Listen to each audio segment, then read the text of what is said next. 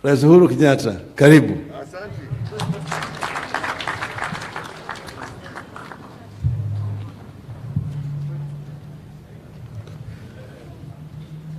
Asanteni sana jameni, tuketi. Hamjambo wenzangu? Hamjambo tena? Asanteni sana.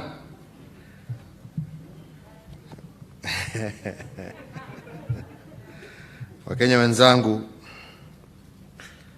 we are gathered here today for an exercise in citizenship, and we do so in fidelity with the tenets of our participatory democracy by representing and presenting the proposed changes to our Constitution, as indeed we seek yours and every single Kenyan's support through a referendum. I believe that this is a proud moment for our democratic system of government, which holds that we are a nation of equal citizens, striving for the betterment of our families, our communities, and our nation as a whole.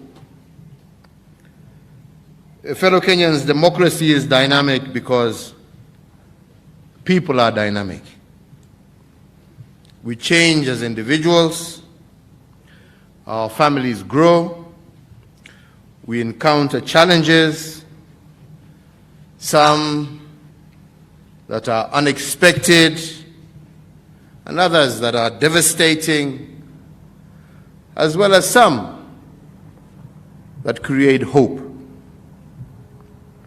And we embrace opportunities, many of which are transformative and uplifting. The reality of life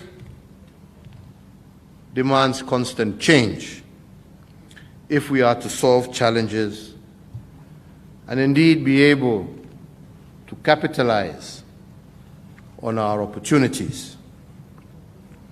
Indeed, I strongly believe that the reason our founding fathers and mothers bequeathed us a democratic system was to offer us this dynamic ability to change with time, and to change as equal citizens of this beautiful land. The nation, fellow Kenyans, is a product of continuous evolution. It is a product made constantly and purposefully. And indeed, the tree of the nation is watered with a constant stream of ideas.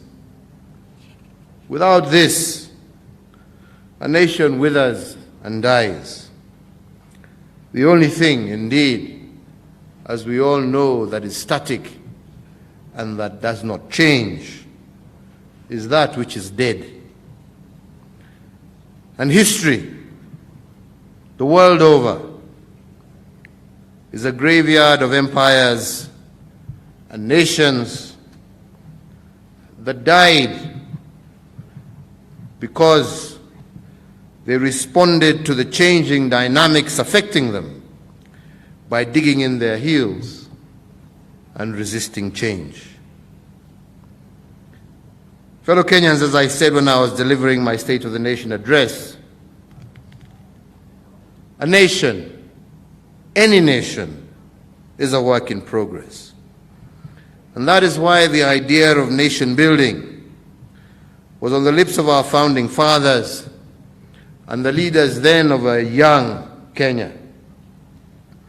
And one of the greatest acts of nation building in our history, I believe, was the promulgation of the 2010 Constitution. This sacred document contains the democratic dreams of Kenya that demand great sacrifices from many Kenyans, known and unknown. As President and your fellow citizen, I want to take this opportunity to give thanks to the gallant Kenyans who argued, advocated for, and suffered so that our Constitution would come alive.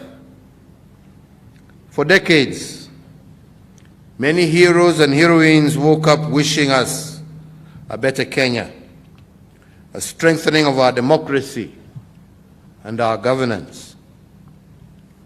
And in 2010, when my predecessor lifted the new constitution high, all of us cheered and entered a new phase in the life of this great republic.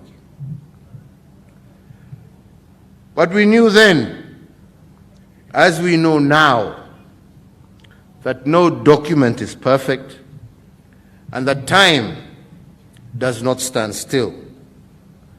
And that is the reason the framers of the Constitution gave us the ability to change it, but in a way that protects its core democratic character. The need for change of our Constitution has been with us for some time. It has been evident in the never-ending threat of post-election violence, in the growing feelings that its design lacks inclusivity, and that it promotes unfair and skewed representation and unfair distribution of national resources. So we need together to strengthen the 2010 Constitution. And I want to make it clear here that we're not talking about replacing a constitution. We're talking about amending a constitution. The first of many possible amendments that will come over a period of time as Kenyans change and evolve. And if we are to continue our decades-long journey in seeking to advance the well-being of all Kenyans, we must be a society that is willing and capable of adapting to change. So together with the former Prime Minister Raila Odinga, we came to the realization of this fact when we held talks that led to a handshake in 2018. And because of the peace that has prevailed in this country since then, many Kenyans have forgotten what was happening at the time. Fellow Kenyans, truth be told, we were on the verge of a divisiveness that would have deeply undermined our continuity, our unity, and our peace. There were those reckless few who threatened the destruction of our nation, but they actually got a hearing from sections of the public that felt only drastic action could erase their frustrations. Fellow Kenyans, we have seen how many nations, some that we share borders with, have trodden that path and has led to their destruction and ruin. I can tell you honestly, as your president, who consumes first-hand information from a multitude of sources, if there had been no handshake, this country would have been brought to its knees.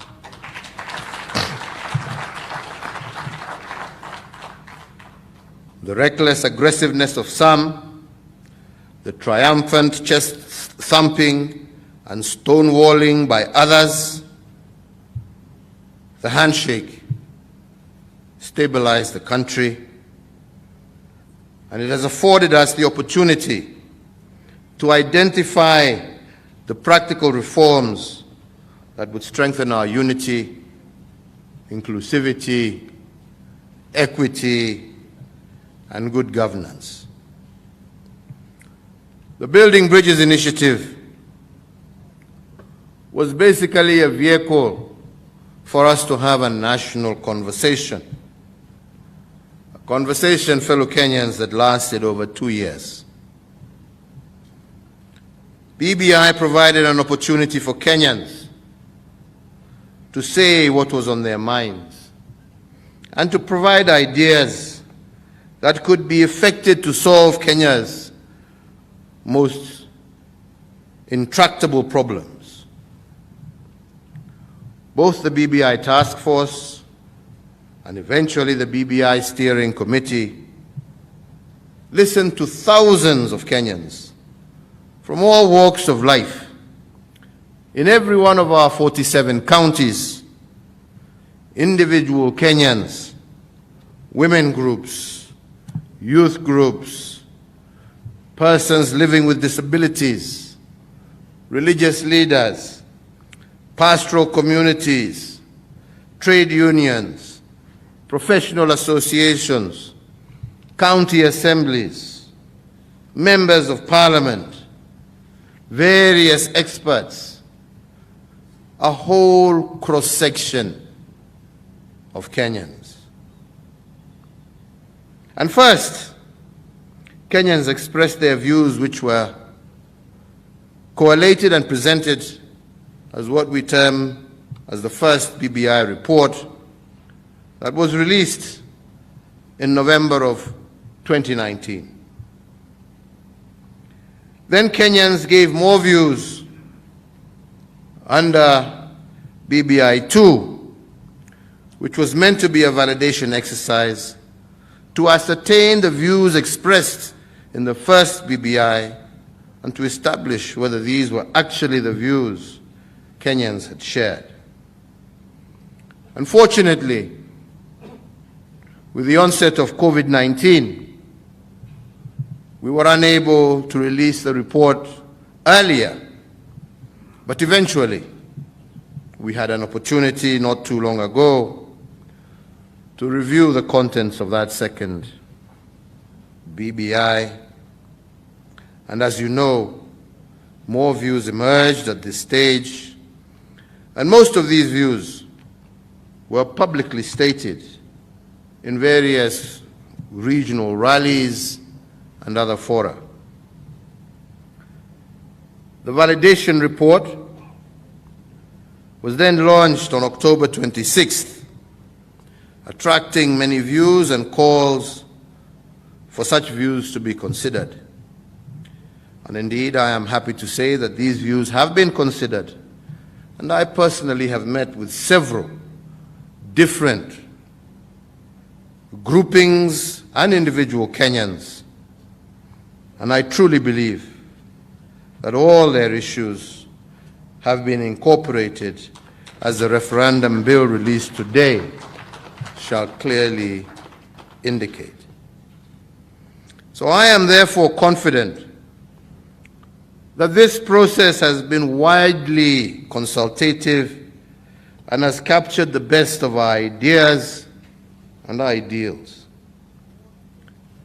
And this is not the end of the process, because Kenyans will continue to express themselves and eventually make a choice on the fate of this referendum bill. But Kenyans, let me and allow me to highlight some of the points and gains in the referendum bill, particularly those raised by various interest groups. On the gender parity and participation question, something that has haunted and been unattainable in this country since the dawn of independence, this bill ensures that the women of Kenya will actively be involved in all levels of representation. Women leaders will now comprise 50% of all senators. This means that they will be directly involved and be in charge of determining how 35% of our national resources are spent in the counties. Additionally, within this document, there is a new mechanism for ensuring greater and meaningful participation of our women in the National Assembly. And we are doing this while retaining the affirmative orientation in appointive posts, which, as you know, has been instrumental in placing many Kenyan women in high positions in government. The drafters of this referendum bill also listened to the plight of PWDs and youths and have ensured that they are adequately represented in Parliament. Kenyans consistently expressed their view that there was an urgent need to strengthen devolution, and this referendum bill considers this point and proposes an increase of money available to counties. It also creates a ward development fund that will be a game changer by taking government money directly to the grassroots. And not only that,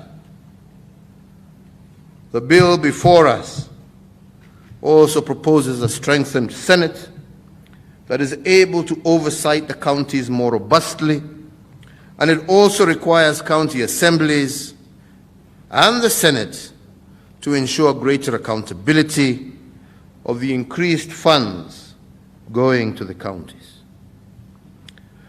To ensure that every Kenyan enjoys the democracy that the 2010 Constitution so ably promised, the bill cures the problem of underrepresentation in some areas of the country and introduces a better approach for the sharing of resources more equitably and fairly while dealing with the issues of marginalization. Although the principle of public participation is already enshrined in our Constitution, participation has faced numerous challenges in the past. The BBI proposals will ensure greater public participation at all levels, from the ward to the constituency to the county, as well as to the national government. In the spirit of public participation embodied in the entire BBI process, where we are now, as has been indicated by the speakers before me, is that we now need to go out and collect signatures from Kenyans. This, fellow Kenyans, is in line with the tenets of democracy, whereby every single citizen is entitled to have their say. The process of staging a national referendum is the last exercise and validation of the issues articulated in the BBI report and the last stage in asking for the stamp of approval from Kenyans on the report's recommendations. This marks a mass validation of the proposed amendments as captured by the BBI Steering Committee. So as we embark on signature collection exercise, we recognize that the exercise of collecting signatures is a continuation of the democratic deliberation provided for in the Constitution. We once again take these proposals to you Kenyans, requesting that you confirm and endorse these proposals, and to ensure informed decision-making by Kenyans. The bill will be made available through newspapers, while the BBI report is available through electronic and print formats, and include abridged and summarized versions to ensure everybody reads this particular bill. Finally, as again has been said by the speakers before me, I say that We are embarking on this exercise at the height of the COVID-19 pandemic.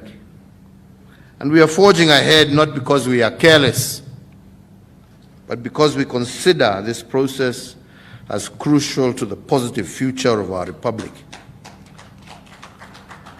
BBI, fellow Kenyans, is a bridge to peace. It is a bridge to prosperity that every Kenyan today and in generations to come needs desperately. Let us make it clear during this process of collecting of signatures that all public health guidelines will be adhered to by all Kenyans, by all leaders, irrespective of anyone's social status, because even as we proceed, we must never forget that we are personally responsible for the well-being and health of each and every one of us. Kenyans are asking for these changes so that you can enjoy them, but you cannot enjoy them if you are dead from an avoidable and preventable disease. Therefore, walk into the town hall with confidence, because it is your civic duty to be a responsible citizen, but take all the necessary precautions. It is indeed my hope that Kenyans will overwhelmingly support this amendment bill and secure their futures and our future as a united country. Wenzangu, safari hii tulianza mbali. Na ningependa kuomba sana ya kwamba tusiwe watu ambao wanasahau haraka haraka alafu wanaenda kurudia makosa ambayo wameifanya. Wakenya wenzangu, hii bill ambayo iko mbele yetu, mwanzo wake ulikuwa kwa shida ambazo tulizipata baada ya uchaguzi wa mwaka wa 2017. Na tukaona ya kwamba hii ni shida ambaye kila wakati ambapo tuko na uchaguzi, badala ya kutoka kwa huo uchaguzi Wakenya wakiwa pamoja, mara nyingi tuamaliza uchaguzi Wakenya wakiwa wamegawanyika. Na mambo haya yametendeka katika taifa letu kurudi nyuma miaka mingi zaidi ya 20-25. Kuwa wengine wanajisikia ndio wenye serikali na wengine wanajiona ya kwamba wametengwa na serikali. Na mambo haya ndio inalete vurugu katika taifa letu. Na ndipo tulionelea mwaka wa 2017 mwisho na kuanza mwaka wa 2018, kwa kuona yale ambayo yalikuwa yanatendeka katika sehemu mbalimbali, Wakenya wakipigana na Wakenya wenzao, tukaamua pamoja na Mheshimiwa Raila ya kwamba yastahili kama viongozi tusikae tu na tuone damu ya Wakenya ikimwagika kwa sababu yetu sisi, kwa sababu ya siasa. Na nchi ilikuwa karibu kugawanyika nusu. Na mimi nilikuwa mstari wa mbele kuchapa hawa watu wa NASA, na nilifanya nikajaribu nikapata hapo 50+. Huyo alikataa. Kaenda kotini akanilazimisha kurudia. Nikarudia akatoroka.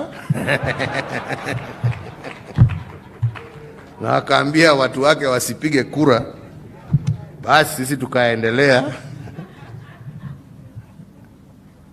Lakini ukweli wa mambo ni ya kwamba taifa letu tulikuwa tumegawanyika katikati.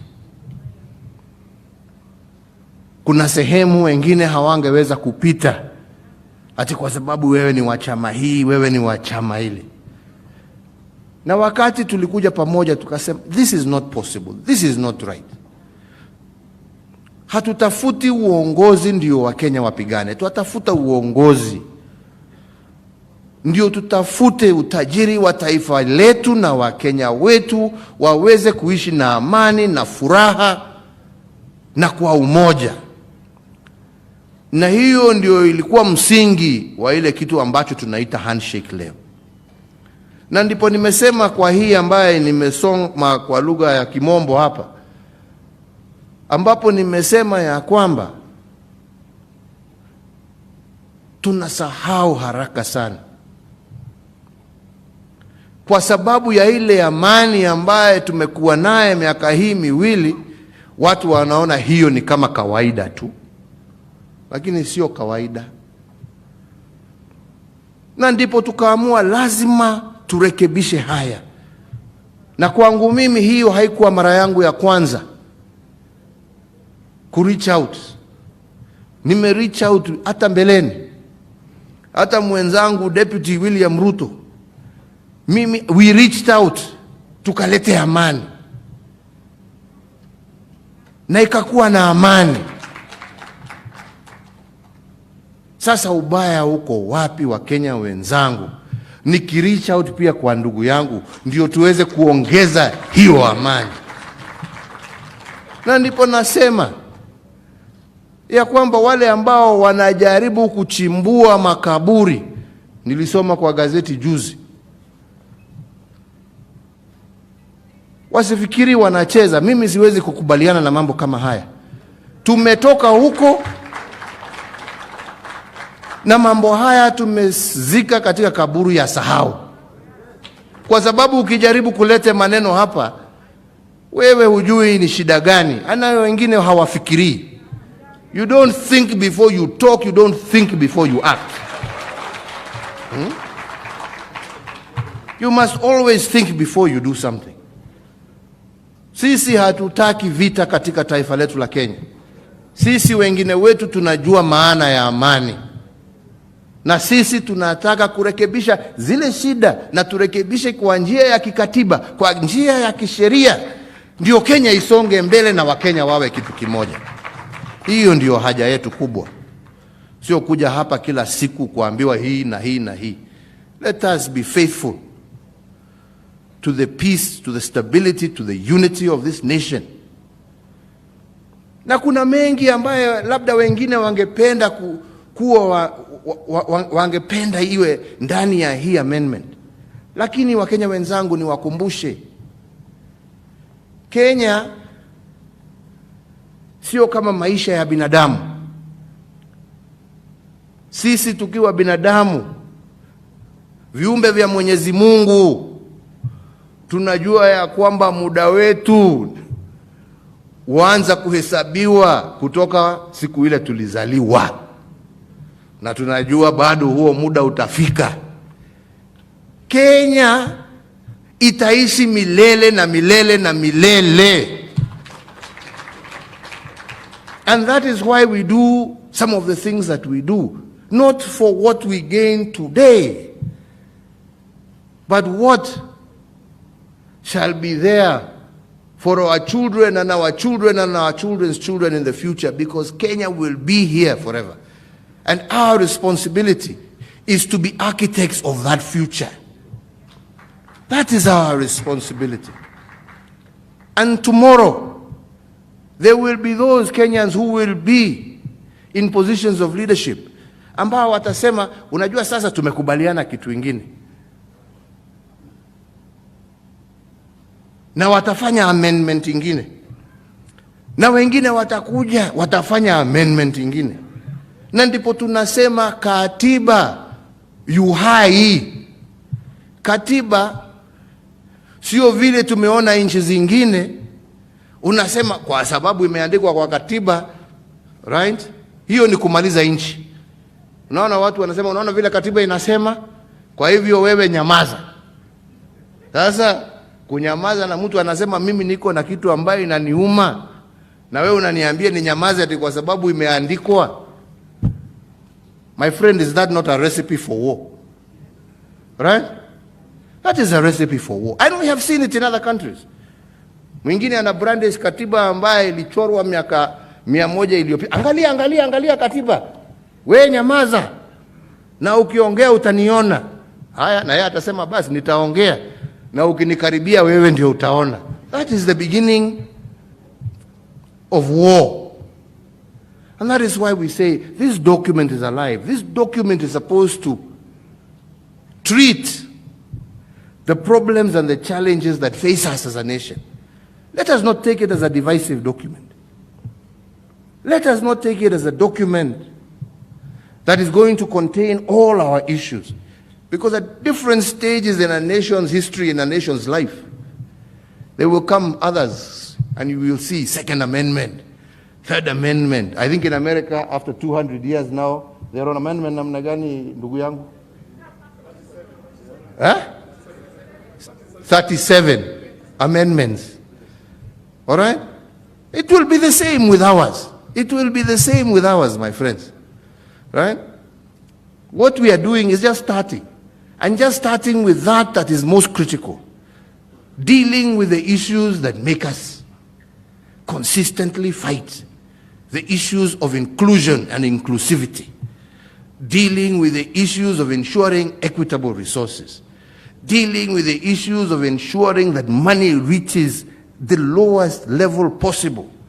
Dealing with the issues of corruption and governance. These are the things that make people fight. These are the issues that we are dealing with at this stage. Fellow Kenyans, let's come together. Sort that out. Other chapters will be sorted out. Nikimalizia, kuna kipengele moja peke yake ambaye nimesema hapa ya kwamba nimesikiza wengi kutoka wajumbe, maseneta, viongozi mbali. Mimi siendi kwa magazeti, mimi nakutana na watu tu. Wewe sasa mimi sema. Niambie kwa sababu mimi sio mtu ya hiyo, hata Twitter mnaona na hiyo. Mimi niliondoka huko. Ngaona hii kitu ni bure, ni matusi tu. Hakuna kitu kingine inaendelea hapa. Right? Unakaa hapo unasoma hulali. Nini wanasema nini? Huyu sasa wewe unapiga simu, unaona vile huyu mtu amenituka. Afadhali nilale bwana. Niongee. Nipige story hapo na mama kidogo hapo. Nilale, niamke, niende kazi, dunia iendelee. Kama ni namna gani jamani? Lakini kwa wale wengi ambao nimeweza kupata nafasi ya kukutana nao na kudebate nao one on one, there was one group I met with ambao walisema kitu na mimi nikaona kwa kweli, hata kama katiba ya sasa imetuhakikishia hiyo, nikaona ni vizuri vile waliniambia turudie tena. Na hawa ni wenzetu viongozi wa kidini. Wakati nilikaa na wao, wakasema tunajua iko hapo, lakini hii document lazima isisitize tena umuhimu wa kumcha Mwenyezi Mungu na umuhimu na centrality ya Mungu katika taifa letu la Kenya.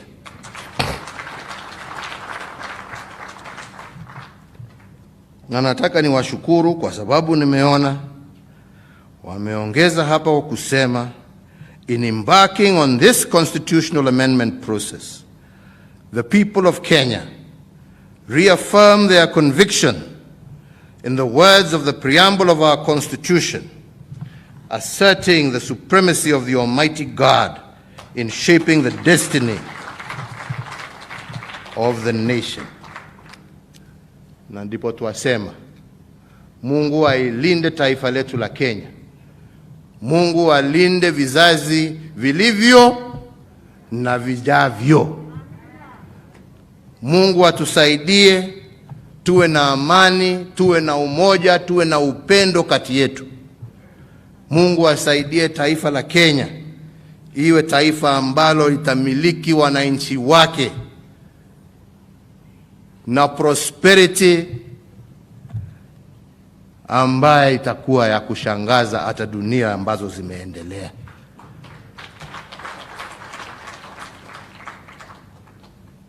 Mungu atusaidie tuweze tuelewane, tuongee pamoja, tufanye yale ambayo yako mbele yetu kwa amani na kwa kujuliana hali, tukijua ya kwamba Kenya sio ya mtu. Kenya haina mwenyewe, ina wenyewe, na wenyewe ni wale vile nimesema wako na wale ambao watakuwa. Mungu awabariki, Mungu awalinde. Asanteni sana.